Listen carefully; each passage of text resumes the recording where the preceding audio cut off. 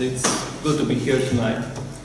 Actually, I wasn't in front of a group of people to speak for more than 7 months, and since more than half of you don't know me or haven't seen me speak, I'm feeling a bit ancient. But in those 7 months since the rest of you know me, I've done a few things. I got married, and that was after a 7-year relationship.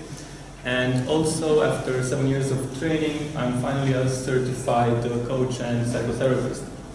So many things happened, and in order to come here tonight, I actually came by taxi.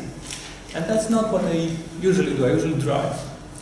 But tonight I couldn't follow my regular routine. And we all have routines, right?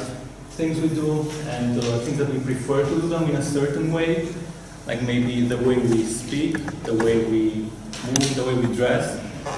And we do it in a particular way that makes us feel like ourselves.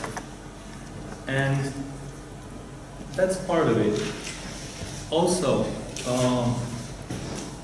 you know, each day you probably, most of us here, see a monitor each day, right? It's that flat surface that displays colors, and either work on it or you use it for entertainment. And also, maybe not every day, but a few days, you might happen to stand in a line, in a queue, like when you were going to buy coffee or in the mall. It's a line, you're staying in. And also probably every couple of days, you either drive by car or you take a bus and go to work, or in the city, or you go somewhere, and the bus or the car, you go pretty much the same way each time. And when you come back the same way. And so what happens is that, in a way, we are putting ourselves in a certain box, a box of routines. And it's not the routines themselves that are the box. It's the fact that we are used to having routines. The fact that we are so used to routine that we don't accept change anymore. And sometimes change is good, and sometimes we need change.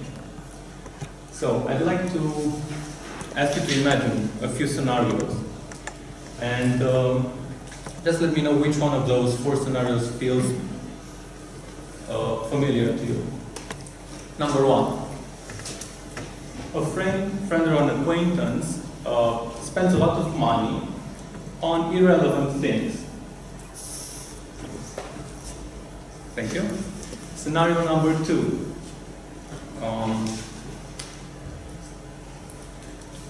Scenario number 2. Somebody doesn't keep time. They do not respect time. You set up a meeting, they come later. Or maybe you're in a meeting and the meeting takes on forever, long after the scheduled time. Sounds familiar? Okay. Next scenario. A close friend or person has some sort of illness or is sick, yet they will not go to the doctor for some reason. Okay. And 4th scenario, unprofessional politicians. Sounds familiar? Okay. Now, for each of those scenarios, I'd like to ask you a question. Now, thinking about this friend that wastes money practically, how do you feel about that? Now, somebody raised their hand. How do you feel about people, one of your friends wasting money? I pity them. You feel pity? Yeah. Okay. Anybody else? Angry. Anger. I find them irresponsible. Okay. And how do you feel when you find them irresponsible? That's the psychologist. Okay, so pity, anger, right. What about this time? When things don't go as scheduled? Irresponsible. How do you feel? I feel he's irresponsible and I'm And when somebody's irritated. You feel irritated. Okay. Anybody else? Anger or boredom, depending on the... Anger, boredom. Okay. Good. What about the next one? When you have this friend which doesn't take care of sort of her health, what do you feel then? Anger. Anger, yeah. I do that. Anything else? Powerless. Powerless, yeah. Helplessness. Okay. And last but not least, don't even get me started on the politicians. Just, you can. I think almost every evening you can start a TV and see some political show, and you just get this feeling of what is it? Unprofessional politicians. How do you feel about it? Can't wait for the next election. Yeah. So that would be eager. Eagerness, yeah, maybe. Or When you see that politicians are unprofessional, you feel eager to to change them. What's the strongest word for anger you know? Yes, very angry. Okay, so lots of anger and some pity, and some irritation, and some eagerness as well. Now, getting back to the box and looking at those types of situations, wouldn't it be great if, they would change? Wouldn't it be great if they became better? Wouldn't, the whole world be better if those things changed? Well, the harsh truth is that in order to change the world, we must first change ourselves. And what if the box is not there, it's not on their head, but it's on ours?